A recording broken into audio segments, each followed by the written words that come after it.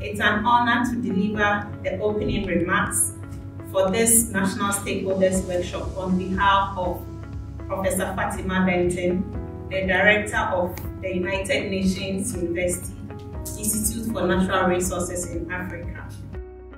The speech is on the theme, Just Energy Transition and Gender Inclusion.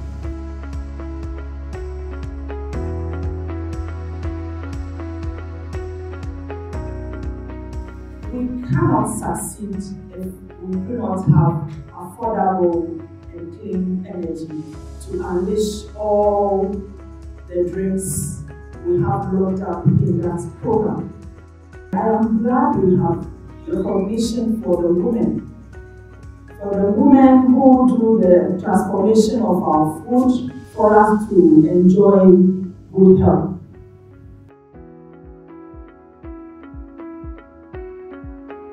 Women will have to take a lot of time to take off. You know, when you are harvesting pepper, you harvest with the crown.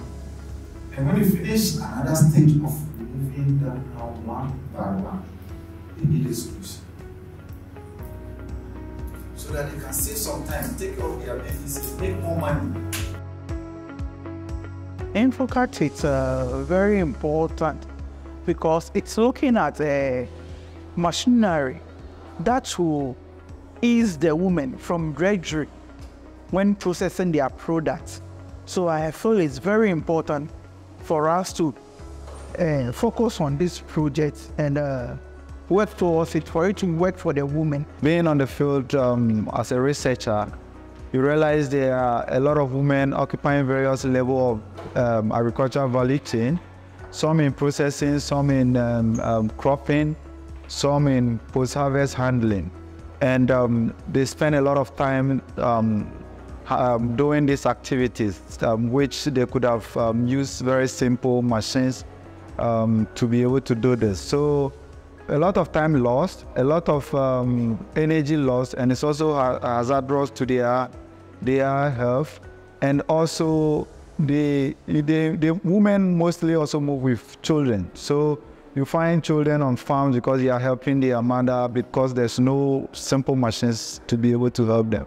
Ghana, Senegal, and Cote D'Ivoire were chosen because they are all implementing plans to promote gender empowerment, especially Senegal and Ghana when it comes to elaborating their energy transition plans.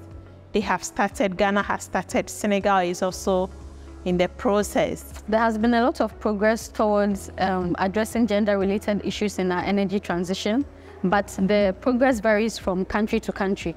Currently, in Ghana and Rwanda, for example, development policies factor in women in participating in renewable energy, which will go a long way to encourage their participation in the sector, but we still have a long way to go. A project like INFoCAT is very important because currently the African continent is left behind in terms of technology, and we really need the innovation and perspectives of women in the green agri-tech space.